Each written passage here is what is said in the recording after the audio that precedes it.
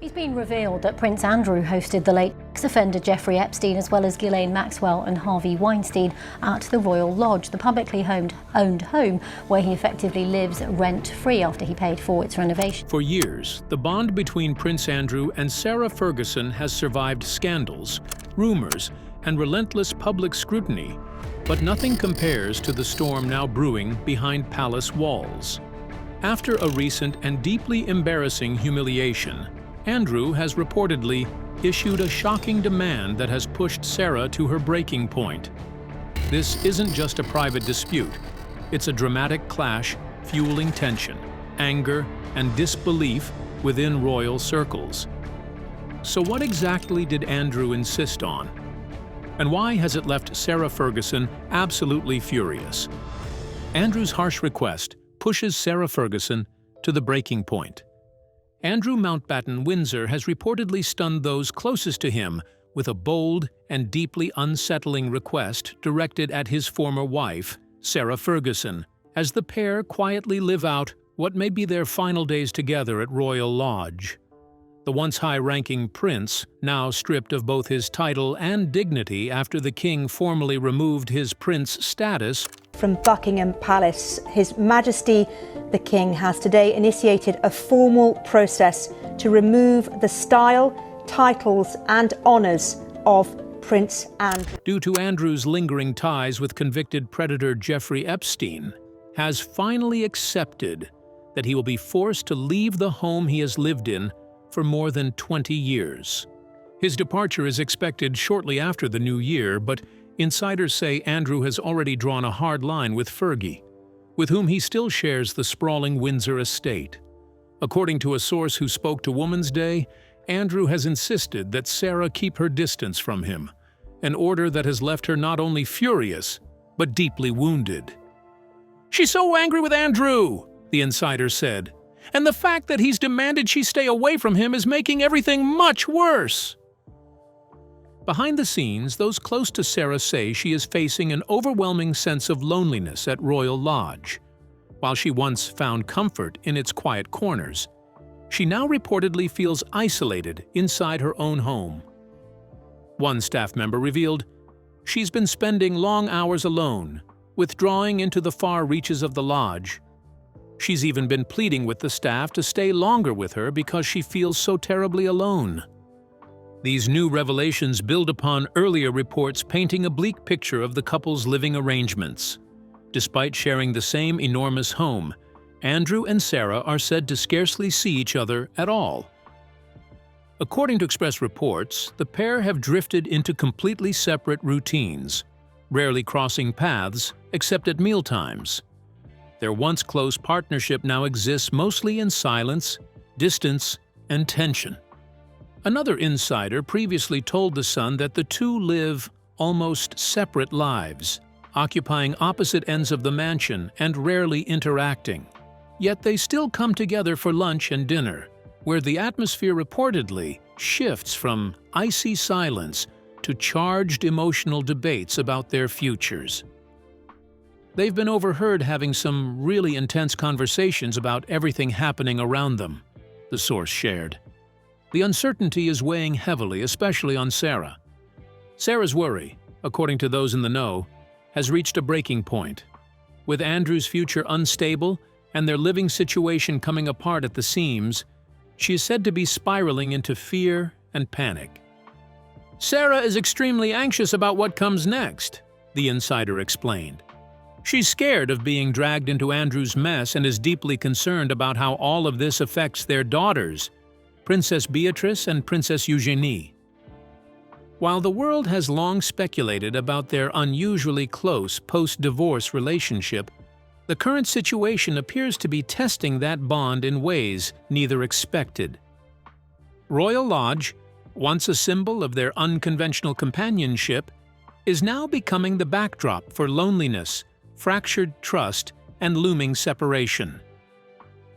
As Andrew prepares for a forced move and Sarah struggles with isolation and fear, the question hangs heavily over Windsor.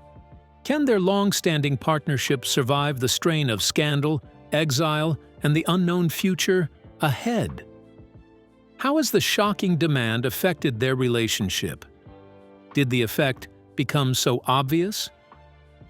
Let's find out. The 30-room war zone. At one far end of the vast creaking corridors of Royal Lodge sits Prince Andrew, alone in a dim, stale study, lighting cigarette after cigarette as towers of cardboard boxes close in around him. The labels on them read like a quiet confession. Sandringham Cottage. Fragile. The room is so dark it feels underwater. His phone is face down. His curtains are drawn. His life, once gilded, now feels like it's held together with tape and denial. At the opposite end of the estate, Sarah Ferguson paces in soft cashmere, her eyes red, her voice cracked. She begs the night footman to stay just a little longer because the silence in the house feels like teeth. She cannot bear the emptiness, cannot bear the thought that the one man who once needed her has now shut her out completely. They are divorced, officially, legally, ceremonially, yet for 17 long, strange years, they performed what looked like the happiest breakup in the history of Britain. They shared Christmas mornings. They arrived at events in coordinated colors. They told the press they were a tripod family, stable only because they leaned on each other. The public adored it. They looked like the exes who had beaten the odds and created a warm, modern fairy tale. But that fairy tale was a costume, and underneath it lay something far colder, sharper, and infinitely more dangerous. There was Sarah's terrifying financial reality, a £5 million crater of debt she could never fill, and the Queen's discreet private checks that kept her from collapsing into bankruptcy and scandal. There was Andrew's desperate need for a cheerful buffer, someone who would smile for photographers and chat with strangers when the rest of the royal family kept their distance, unwilling to brush shoulders with the man whose name had become radioactive. And then, most dangerously of all, there were the secrets, the real glue that held them together. Secrets with dates, places, and faces. Secrets involving private flights, foreign princes, NDAS, whispered favors, and hotels from Bahrain, to places that the royal family now refuses to acknowledge.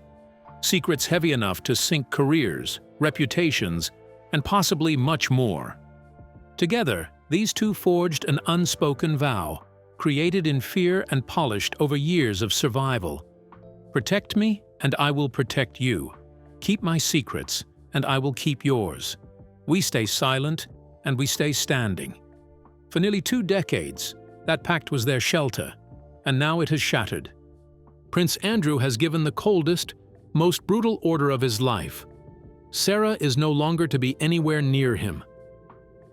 Staff whisper that when the two cross paths by accident, the temperature drops instantly, as if the walls themselves pull back in dread. They now eat in different wings of the lodge. They no longer speak except for 2 tight, bitter words exchanged like weapons.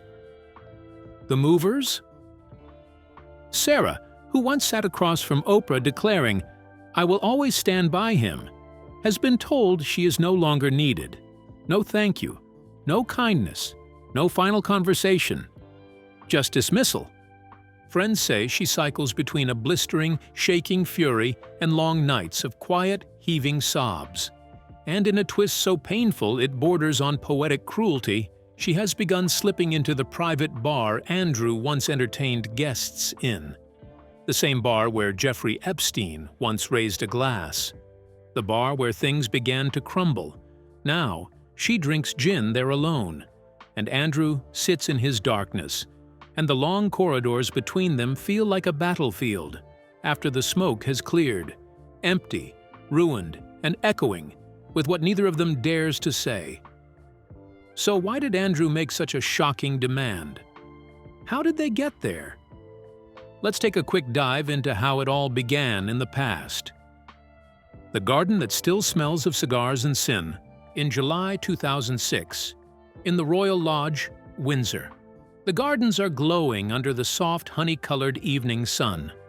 Roses stretch wide, filling the air with their sweet smell. Prince Andrew is in his element, smiling, shaking hands, pouring drinks, playing the charming royal host he always believed himself to be.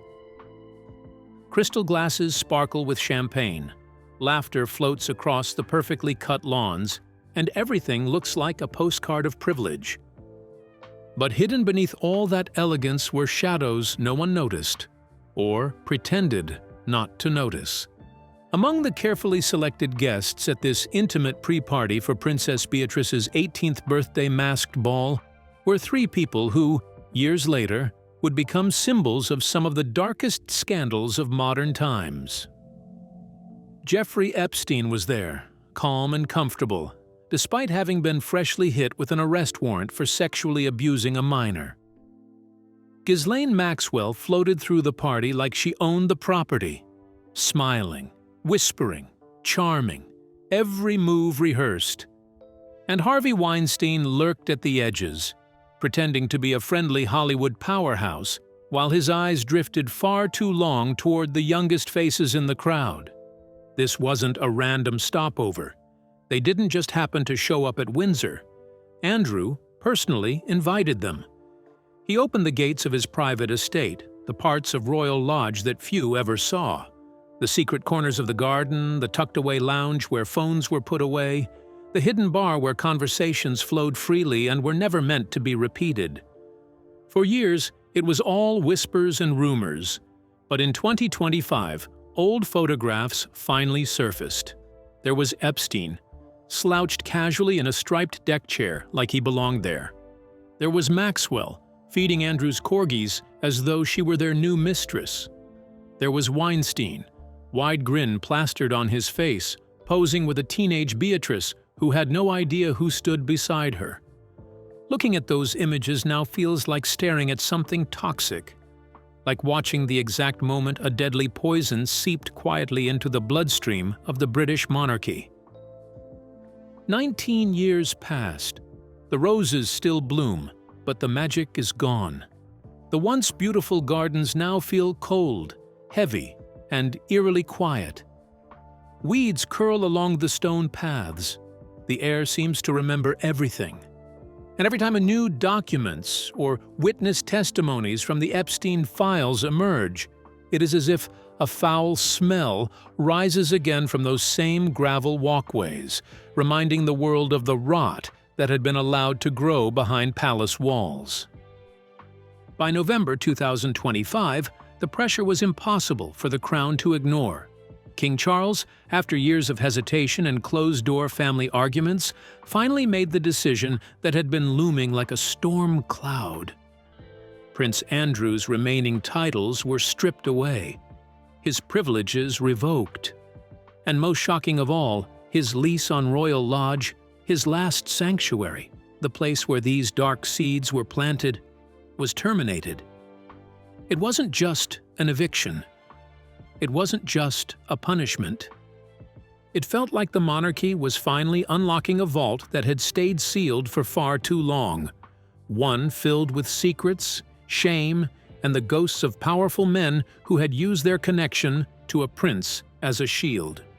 Royal Lodge lost its prince that day, but more importantly, it lost the last closed door standing between the public and the truth. And once that door was gone, the stories began spilling into the light. Stories from a long summer evening in 2006 when the roses were bright, the champagne was cold, and three monsters walked freely through a royal garden as if they belonged there. What was odd about the guests at the event? Which one of them eventually put Andrew in trouble? How did he end up in a scandal? Let's dig into the details behind the royal scandal. How Epstein pulled Prince Andrew into a storm. In March 2011, BBC News reported that Prince Andrew's long-standing friendship with American financier Jeffrey Epstein, who had already been convicted as a sex offender, was triggering constant public outrage. Criticism poured in from every direction, and many people openly demanded that Andrew resign from his prestigious position as the UK's Special Trade Envoy. The pressure intensified when Andrew's former wife, Sarah Ferguson, revealed that he had helped arrange for Epstein to pay £15,000 of her personal debts, a revelation that shocked many and made Andrew's connection to Epstein look even more troubling. Then came another blow. After Epstein finished his prison sentence, Andrew was photographed in December 2010, casually walking with him through Central Park during a visit to New York City. The image circulated widely and sparked disbelief. People wondered why a member of the royal family would choose to be seen in public with a recently released sex offender. By July 2011, the scandal had grown too large to ignore. Andrew's role as trade envoy was terminated, and he was said to have cut off all contact with Epstein. But the story did not end there. On the 30th of December 2014, court filings in Florida by lawyers Bradley J. Edwards and Paul G. Cassell made explosive allegations. Andrew had been involved in sexual activities with Virginia Giuffre, who was a minor at the time, and who claimed she had been trafficked by Epstein. Giuffre, known then as Virginia Roberts, said she was coerced into having sex with Andrew on 3 separate occasions. One was reportedly during a trip to London in 2001, when she was just 17. The others were said to have taken place in New York and on Epstein's private island in the U.S. Virgin Islands. She also claimed Epstein had paid her $15,000 to have sex with Andrew in London. Flight logs later confirmed that both Andrew and Giuffre were present in the locations where she said these incidents occurred, giving her claims a disturbing layer of credibility. A now famous photograph also surfaced, Andrew standing with Giuffre, his arm wrapped around her waist, with Epstein's close associate Ghislaine Maxwell smiling in the background. The image quickly became one of the most discussed pieces of evidence. Andrew's supporters repeatedly insisted the photo had been doctored or manipulated. Giuffre, however, stood firm. She said she had been pressured and intimidated, claiming she felt she couldn't refuse because Epstein had powerful connections that could have her killed or abducted if she stepped out of line.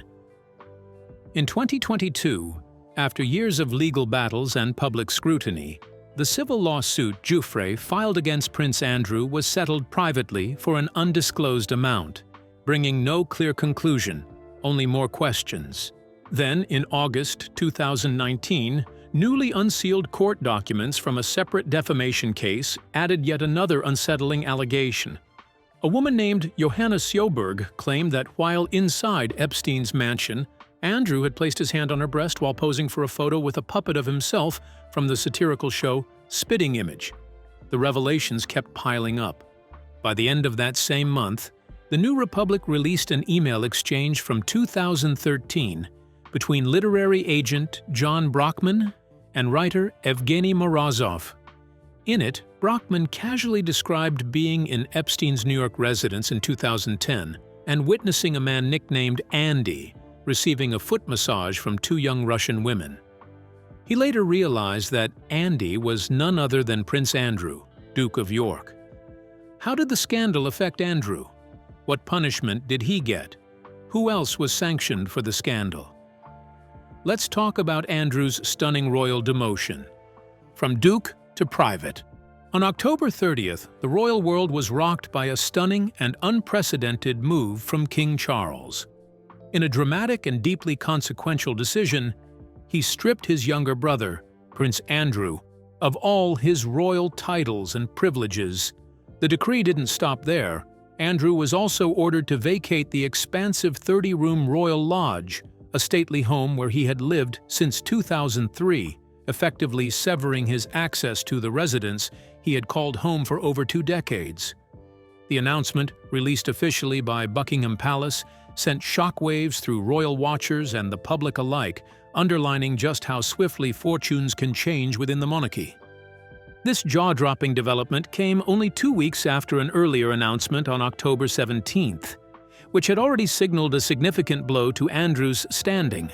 He agreed to relinquish his long-held title of Duke of York, in a move that further highlighted the reach of the decision, Andrew's former wife, Sarah Ferguson, who had continued to be recognized as the Duchess of York even after their 1996 divorce, was also set to surrender her title.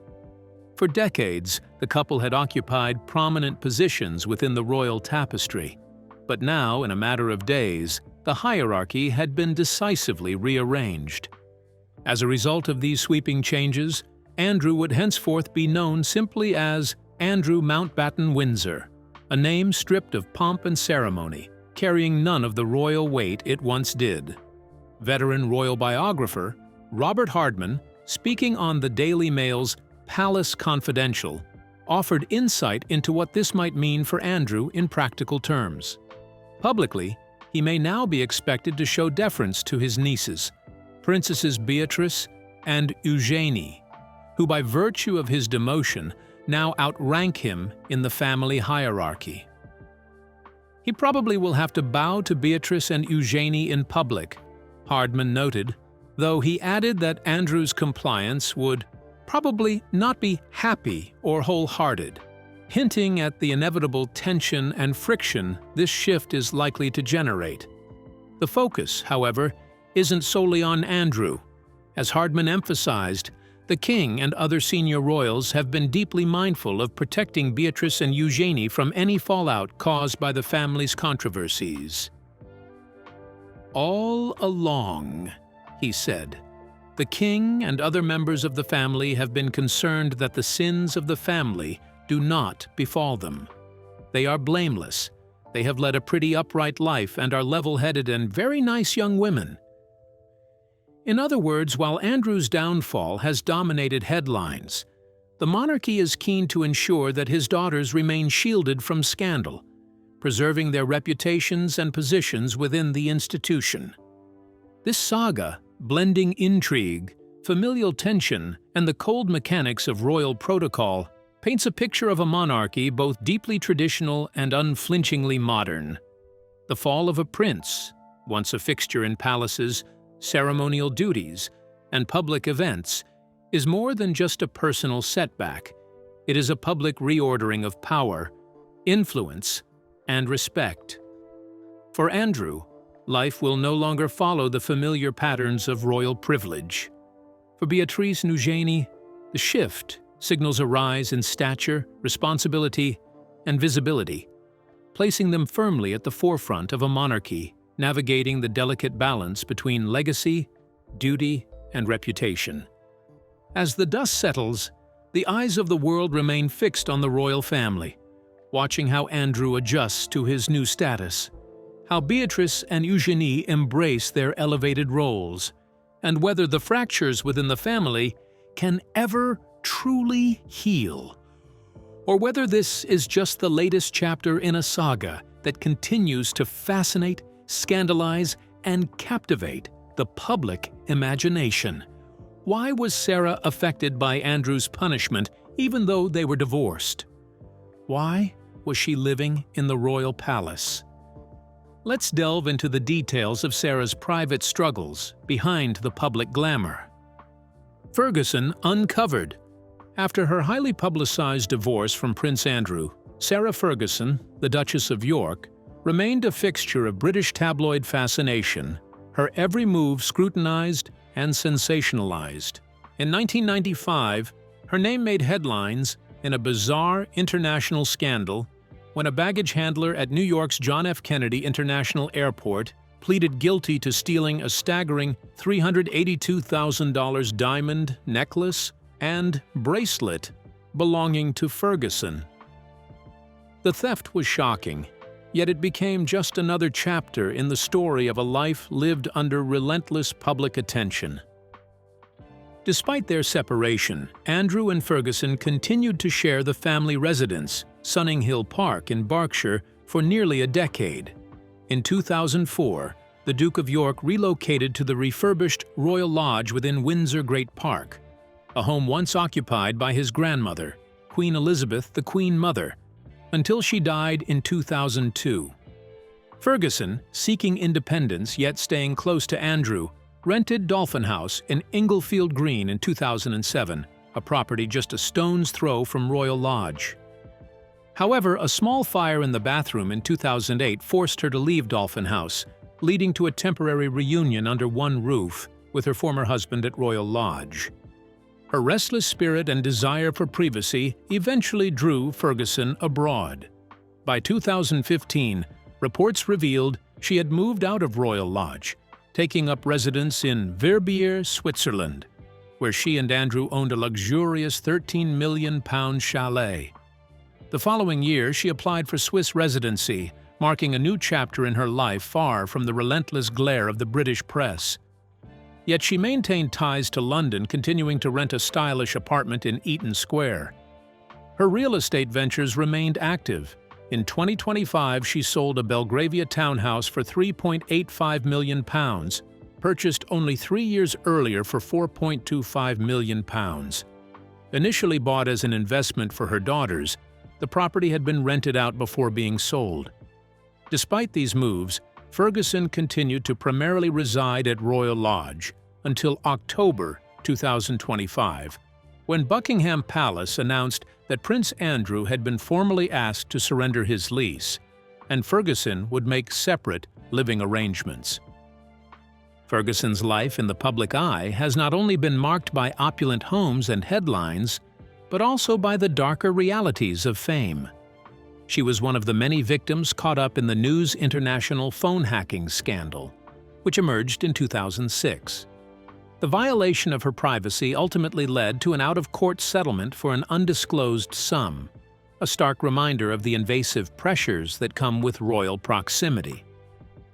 Later, in April 2016, her name appeared among the infamous Panama Papers, highlighting her entanglement in global financial scrutiny and further fueling media fascination. Through decades of wealth, notoriety, and scandal, Ferguson has navigated the complex world of royalty with resilience, adaptability, and a flair for reinvention. Her life story is not simply one of tabloid fodder. It is the portrait of a woman constantly negotiating independence, public attention, and personal reinvention, living in a world where every choice, where she sleeps, what she owns, even what she does financially, is subject to global observation and judgment. From glittering diamonds stolen in New York to alpine retreats in Switzerland, Ferguson's journey continues to capture public imagination, reflecting both the privileges and pressures of life at the intersection of royalty and celebrity. What could be made of Andrew and Sarah's actions and intentions recently? Does this seem to be the end for them? Are they up to something? Let's find out. Tinder, tears, and the countdown to the tell-all. Whispers are flying that Andrew and Sarah are suddenly, almost desperately, hunting for love outside the palace walls. Andrew, the former prince now drifting on the fringes of royal relevance, has quietly set up a profile on a discreet, high-end dating app. The rules are strict: ages 45 to 60, a fondness for dogs, a reverence for discretion. Meanwhile, Sarah has confided to friends that she's ready for a real man, someone who isn't embarrassed to be seen with me. In plain terms, they're both seeking an emotional safety net before the final curtain falls, because when the Royal Lodge finally empties, when Andrew is exiled to a damp, lonely cottage in Norfolk and Sarah is off to wherever duchesses without an income end up, there will be no shared roof, no shared secrets, no shared survival strategy. The world they built together, fragile and carefully hidden, is about to collapse. And when the last moving van rumbles away from those weathered gates in early 2026, someone is going to speak. Perhaps Sarah finally pens the memoir she's been threatening for over 10 years, the one that opens with a gasp. I was in the next room when... Or maybe Andrew, bitter, restless, and marooned in Norfolk, decides that revealing the truth is the only weapon left at his disposal. Or perhaps the revelations come slowly. A leaked flight log here, a suspicious bank transfer there, a blurry clip from a long-forgotten garden party, until the tapestry of their carefully curated lives unravels before the public eye. Either way, the silence that has both protected and trapped them for decades is cracking like old plaster, splintering under the weight of inevitability. Royal Lodge itself is being stripped bare, room by room. Soon, it will sit empty, waiting for the next tenant. Someone blissfully unaware of the whispers, the secrets, and the lingering shadows that cling to the walls.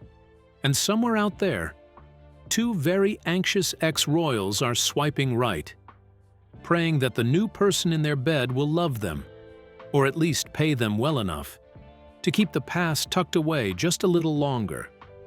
But the ghosts are patient, and the garden remembers everything. Every whispered argument, every hurried rendezvous, every secret left to fester in the shadows. And soon, the world will remember too. The walls will no longer keep the imarundi de other stories. The rooms will no longer hide their regrets, and the quiet desperation that has defined them for decades will be laid bare for everyone to see. No amount of charm, wealth, or discretion will hold it back.